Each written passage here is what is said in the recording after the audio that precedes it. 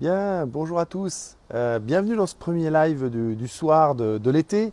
Euh,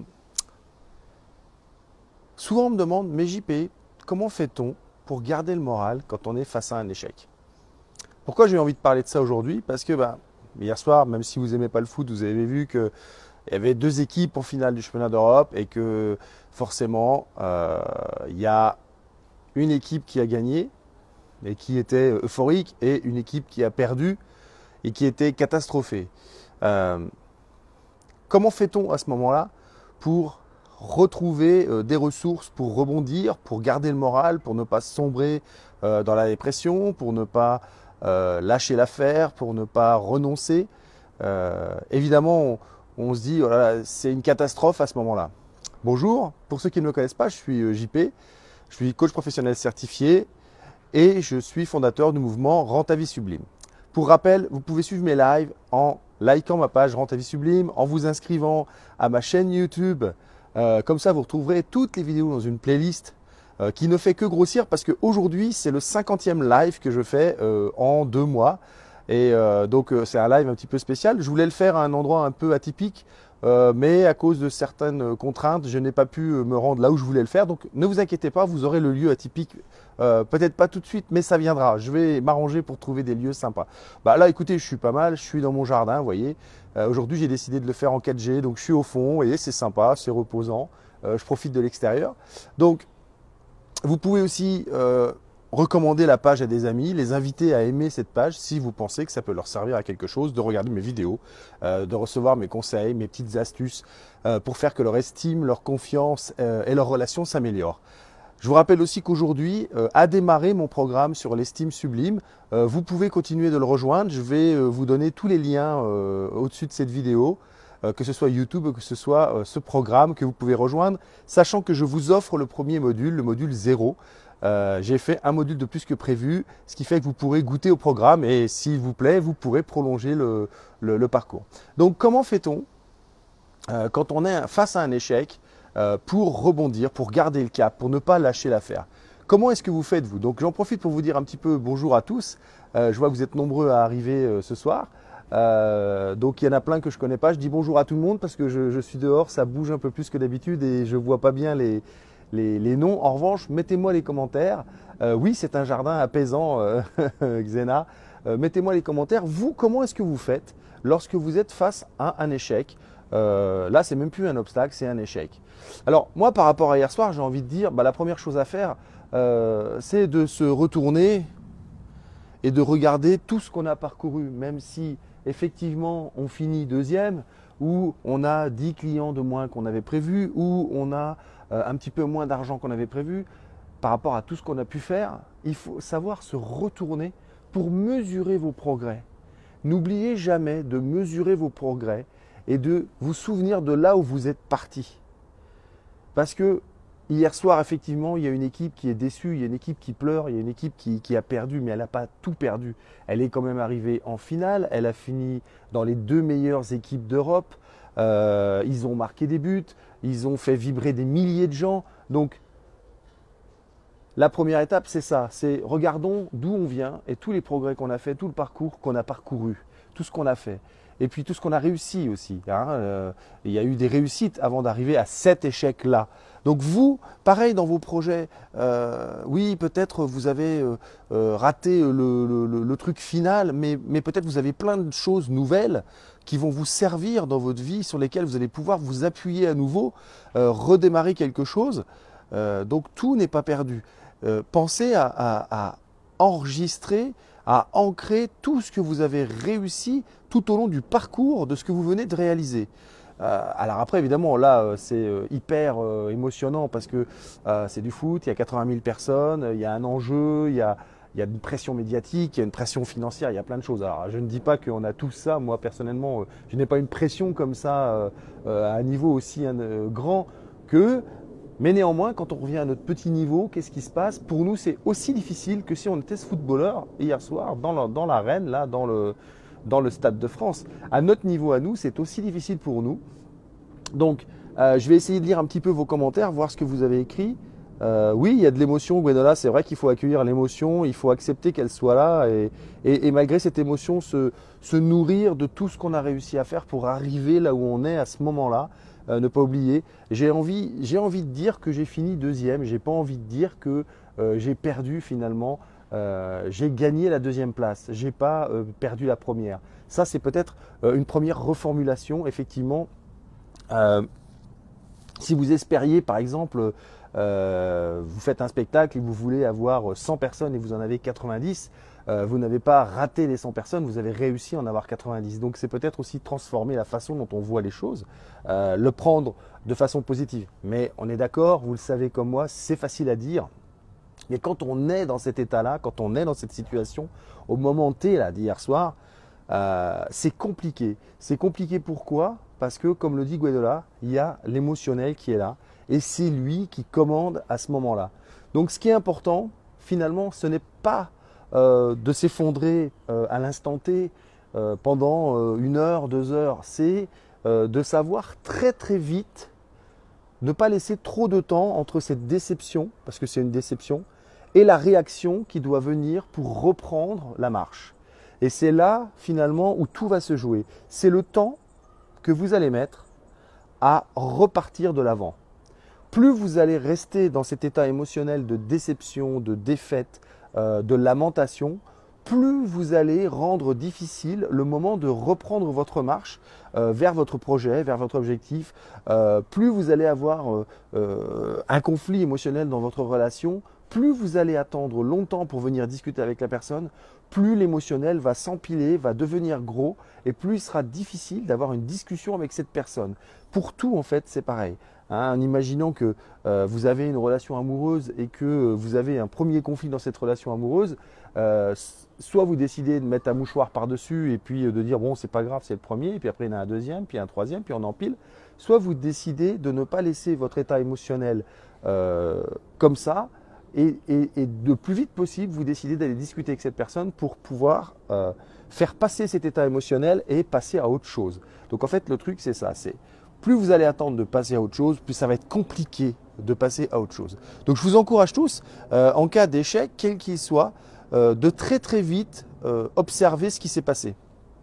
Vous prenez la situation et de dire, bon, en vrai, où est-ce que je suis arrivé? Ok, je prévoyais ça. Qu'est-ce que j'ai eu? Comment j'ai fait? Comment se fait-il que je n'ai pas obtenu l'objectif que je m'étais fixé? Pourquoi est-ce que je n'ai pas atteint ce niveau? Comment est-ce que je vais faire la prochaine fois? Qu'est-ce qu'il faut que je change? Qu'est-ce qu'il faut que je conserve? Et on revient toujours au même principe. Pour chaque situation différente, c'est à chaque fois de changer ce qui ne fonctionne pas et conserver ce qui fonctionne bien. Et dans ce qui fonctionne bien, souvent, rappelez-vous que vous avez vos routines. J'espère que tous, vous avez commencé à créer des routines, à vous créer des supports de base sur lesquels vous pouvez vous appuyer dessus quand il vous arrive un truc comme ça. Et justement, si je reviens à cet exemple des footballeurs, parce que c'est un exemple, je pense, qui parle à tout le monde a à peu près suivi, ils vont très vite retourner au travail, ils vont retourner à l'entraînement, ils vont retourner à leur routine pour se remettre dans le mouvement. Et c'est ce que nous, à notre niveau, on ne sait pas faire. On ne sait pas tirer parti des échecs. Eux, ils vont tirer parti de l'échec. Ils vont se dire, voilà pourquoi cette fois-ci, j'ai pas réussi. Voilà pourquoi cette fois-ci, ça n'a pas marché. Je vais faire en sorte de changer les choses pendant mes entraînements. Je vais peut-être revoir mon alimentation. Je vais peut-être revoir le nombre de fois où je cours dans la semaine. Je vais peut-être revoir l'intensité que je mets dans chaque entraînement. Je vais peut-être diminuer un peu l'intensité par moment, l'augmenter. Ils vont changer des choses parce qu'ils vont tout de suite se remettre dans leur routine, dans leurs habitudes pour retrouver le goût d'avancer. Et c'est ça que je vous encourage à faire. C'est de vous remettre sur ce que vous savez faire. Je vais prendre cette dernière image de sportif. Souvent, j'entendais un fameux entraîneur de tennis qui disait à son joueur, quand tu es en difficulté dans un match, quand tu es en perdition, reviens à ce que tu sais faire le mieux.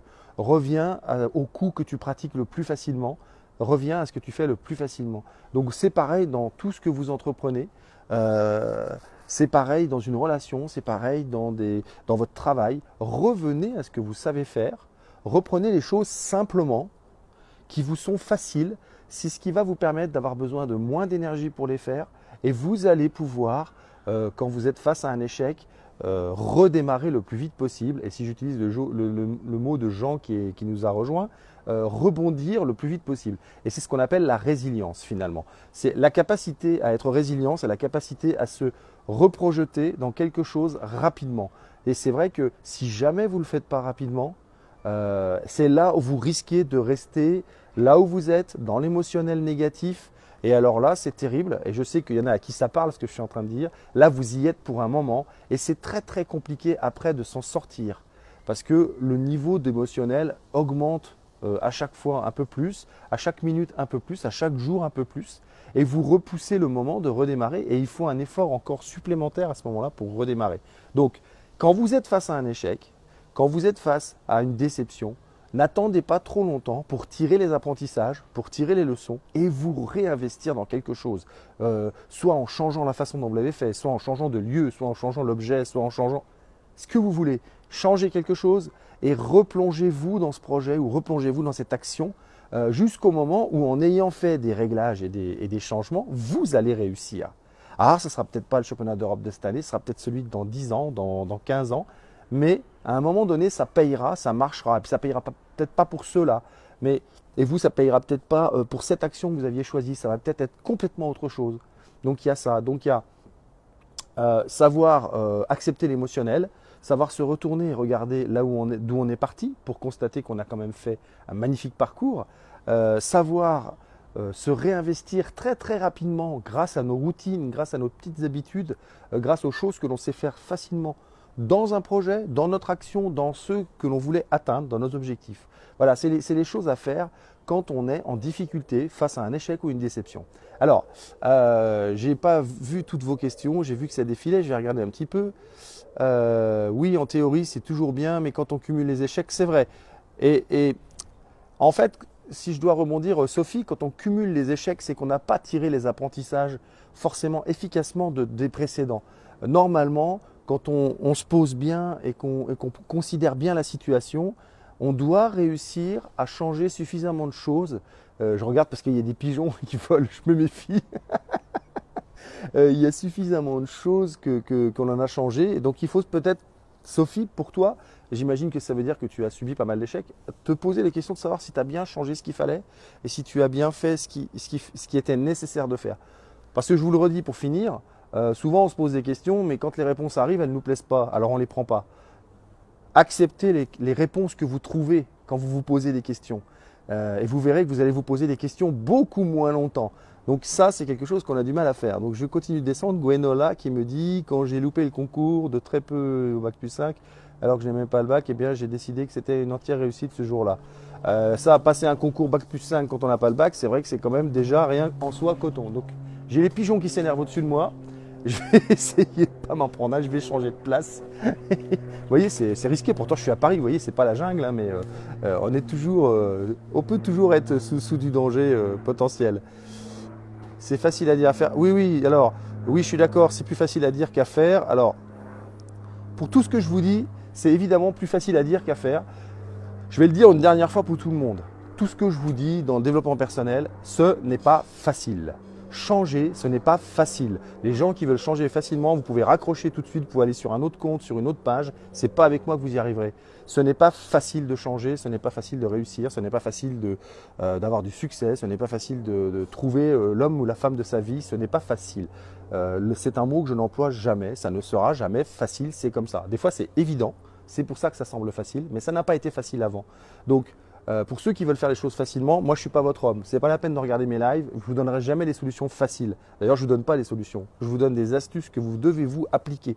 Ça doit venir de vous, ça doit vous parler. Alors, je m'enflamme un peu, hein, mais donc j'y travaille, Marie-Claude, etc. Bon, écoutez, il y a beaucoup de questions comme d'habitude. Je viendrai répondre à vos questions en direct sur la page.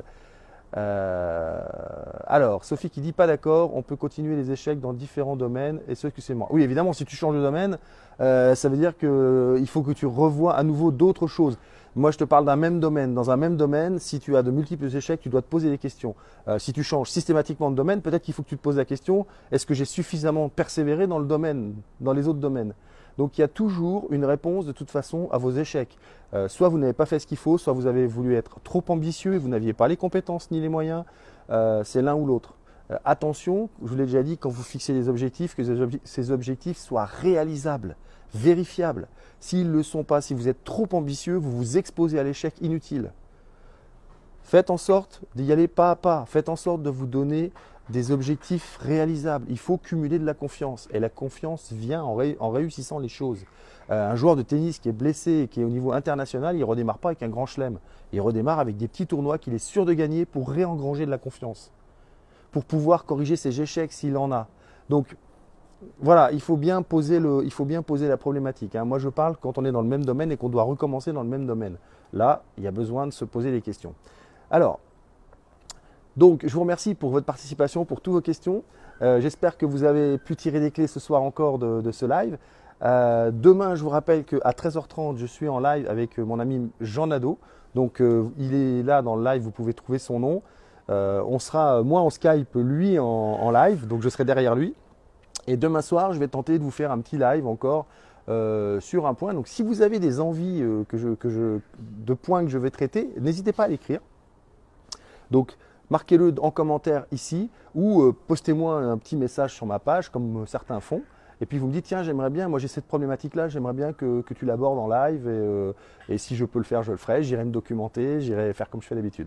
Donc, je vous dis, n'oubliez pas, likez ma page Rends ta vie sublime, likez ce post, partagez ce post, invitez des amis à aimer ma page si vous pensez que ça peut leur servir. N'oubliez pas, abonnez-vous à ma page YouTube, comme ça vous avez accès à toutes les vidéos dans une playlist et je vais poster le lien pour mon module gratuit, le premier module de ma formation Estime Sublime. Il est en ligne depuis cet après-midi, je viens de le lancer, donc je vais vous donner la possibilité d'accéder au module 0 gratuitement. Et je vous souhaite une excellente soirée et je vous dis à demain soir. Au revoir.